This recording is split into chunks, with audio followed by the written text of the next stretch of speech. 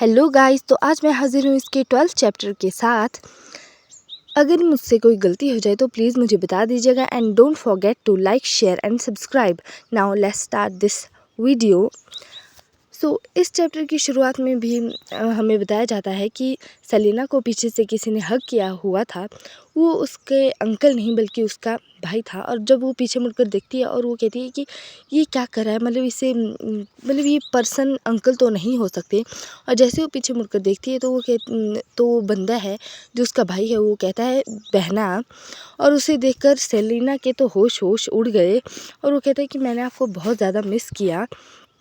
ये सुनकर हमारी सेलिना वॉज लाइक, क्या ये घटिया आदमी मुझे फिर से मिल गया।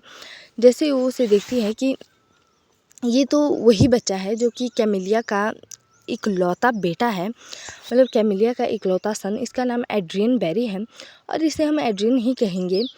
और वो कहती है कि ओरिजिनल स्टोरी में, जो ओरिजिनल नोवेल की स्टोरी है, उसमें इसे किसी ने कहा था कि मतलब किसी से अटैचमेंट मत रखना, किसी के ज़्यादा क्लोज मत जाना। और फिर एड्रियन कहता है कि मैंने सोचा था मैं मरने वाला हूँ। उसने सेलिना को कसकर हग किया होता है और वो कहता है कि मैंने आपको बहुत ज़्यादा मिस किया।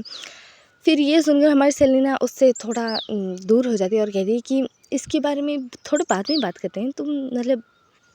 फिर उसके बाद वो मन में सोचती है कि ये बहुत ज़्यादा स्ट्रेंज बात है कि ये मतलब शैनन से भी इतना सिमिलर दिखता ही नहीं है, पता नहीं क्या हिसाब किताब है। ये शैनन से बहुत थोड़ा मतलब अलग दिखता है। बट उसके बाद भी मतलब जहाँ तक सोचा जाए, मतलब ये इतना स्ट्रॉन्ग भी है। और वो उसके मुंह पर कहते थे कि ये स्ट्रॉन्ग भी है। पर मैंने जैसा सोचा था, मैंने सोचा था कि एक छोटा सा बच्चा होगा जो मतलब अभी यंग होगा, और या फिर ऐसा कोई जो बहुत ज़्यादा मतलब बिग बॉय टाइप होगा और वो मतलब मुझ पर हुक्म चलाएगा, ये करेगा। पर जब एड्रियन कहने वाला था कि बहना, और हमारी सेलेना उसे रोक देती है और कहती है कि चुप रहो। तभी वो उसका हाथ पकड़ लेता है और उस हाथ को चूम लेता है। और ऐसा जैसे ही वो करता है, हमारी सेलिना के होश गायब। वो कहता है इस गधे की, क्या पागल हो गया ये आदमी, मतलब मुझे ऐसे किस करा है। उसके बाद एजेंट कहता है कि क्या आप अभी भी मतलब कांपती रहती हैं, जैसे स्टटर करती रहती हैं, जैसे डरती रहती हैं। लॉर्ड क्रॉफोर्ड ने तो कहा था, मतलब उसके अंकल ने तो कहा था कि आप ऐसा बिल्कुल भी नहीं करती। और उसके बाद वो कहता है कि मतलब सिस्टर, क्या मतलब आपको याद है कि हम लोग कितने टाइम से नहीं मिले थे। और वो सेलिना को अपने थोड़ा पास भी ले आता है और सेलिना बेचारी नाटक करते हुए कहती है कि हाँ, मुझे श्योर तो नहीं है, पर शायद हमें बैठकर बात करनी चाहिए। और फिर उससे वो कहती है कि शायद आधी साल हो गई होगी हम नहीं मिले। और तभी हमें पेड़ पर दिखाया जाता है कि एक छोटा सा बेचारा पता नहीं क्या है, ये जीव टाइप है, छोटा सा प्यारा सा एनिमल, वो उन दोनों को देख रहा होता है। वो बहुत ज़्यादा गुस्सा हो रहा होता है और हमें बताया जाता है, एड्रियन कह रहा होता है कि मैं आपसे दूर नहीं रह सकता मेरी प्यारी बहना, मैं तो घर बार छोड़कर आपके पास आ जाऊंगा। और सेलेना कहती है कि तुम ऐसा नहीं कर सकती, मेरी वजह से तुम ऐसा मत करो। और एड्रियन गुस्सा होते हुए कहते हैं कि आप हमेशा ही मना क्यों करती रहती हैं, मतलब मैं आपके पास रहना चाहती हूँ और आप हमेशा ही मना करती हो। और सेलेना थोड़ी डर जाती है, ये देखकर वो बेचारा एनिमल ऊपर से छलांग लगाता है। बट हमें बताया जाता है कि बेचारा वो एनिमल नीचे गिरा होता है और उसकी जीभ भी बाहर निकली होती है। और एडन कहता है कि मैं माफ़ी चाहता हूँ कि मैं आपको इरिटेट कर रहा हूँ या फिर आपको गुस्सा दिला रहा हूँ।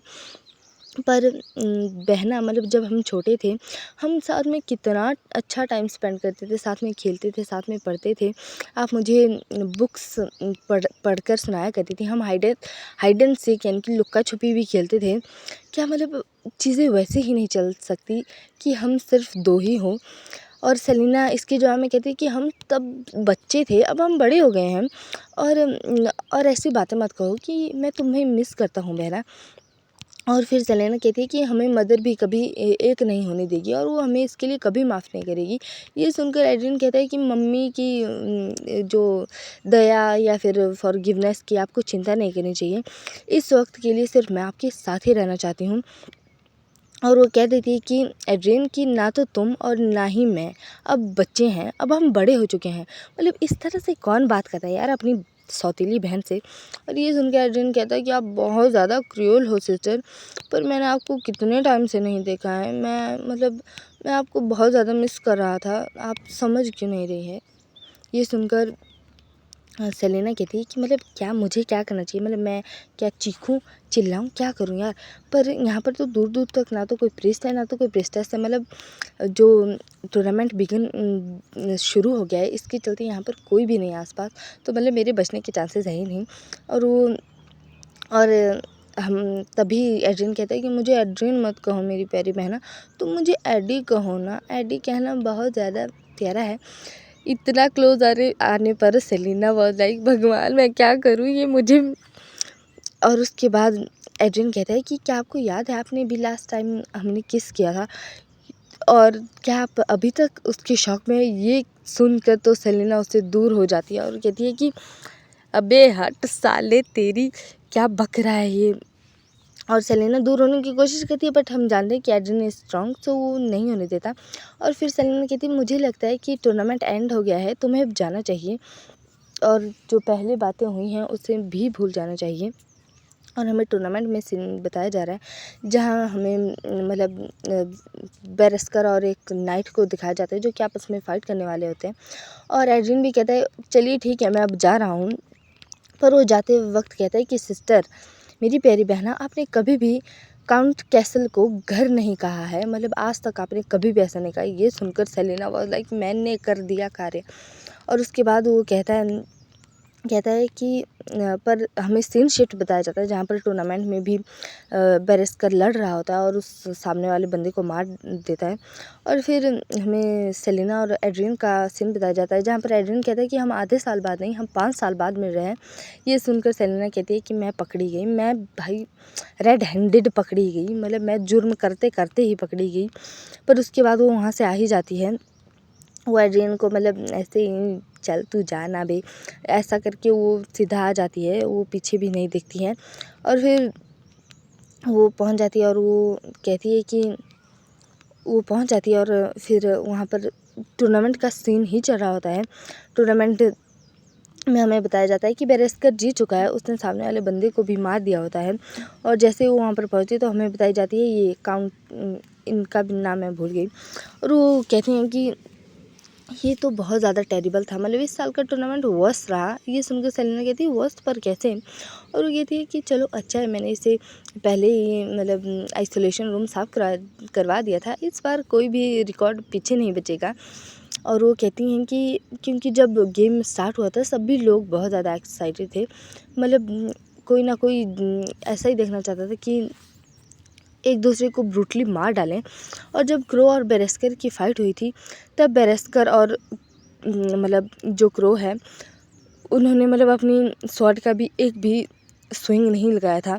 वो दोनों आपस में बातचीत ही कर रहे थे और बातचीत करने के बाद जैसे ही क्रो ने वो उसकी बातें सुनी उसके बाद वो उसके घुटनों पर आ गया और उसने हंसते हंसते ही मतलब ये कहा कि लॉन्ग लाइफ किंगडम कास्टैक, किंगडम कास्टैक हमेशा मतलब जीवित रहे, जितना लंबा टाइम तक हो सके उतने लंबे टाइम तक। और उसके बाद उसने खुद ही आत्महत्या कर ली और वो आत्महत्या मतलब खुद ही खुद को मार डाला। ये सुनकर सेलिना वाज लाइक क्या, ये तो सुसाइड हुआ ना, मतलब ऐसे मतलब ये तो सुसाइड हुआ।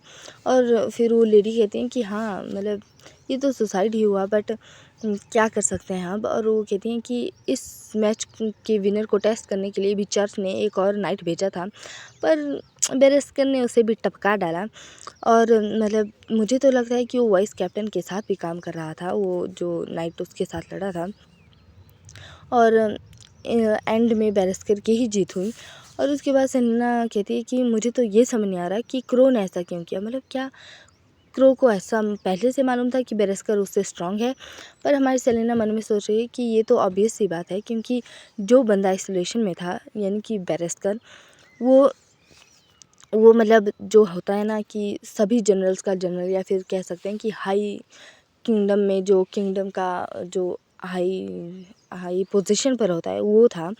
और सेलिना खुद में इमेजिन करती है कि उसे मालूम था कि वालहैल कास्ट तक एक मतलब जो होता है ना फैमिली का एक खून का रॉयल फैमिली से बिलोंग करता था, ऐसा है। इसी के साथ ये वाला चैप्टर यहीं पर ख़त्म हो जाता है। बीच बीच में मेरी गलतियाँ हो जाती हैं, कई बार मुझे नाम याद नहीं रहते। ऐसा इसलिए होता है क्योंकि मैं 3-3 महानुभाव साथ लेकर चल रही हूँ और इसी के और मेरी याददाश्त भी ऐसी है, मैं क्या कर सकती हूँ। Thank you for watching, love you all, bye bye.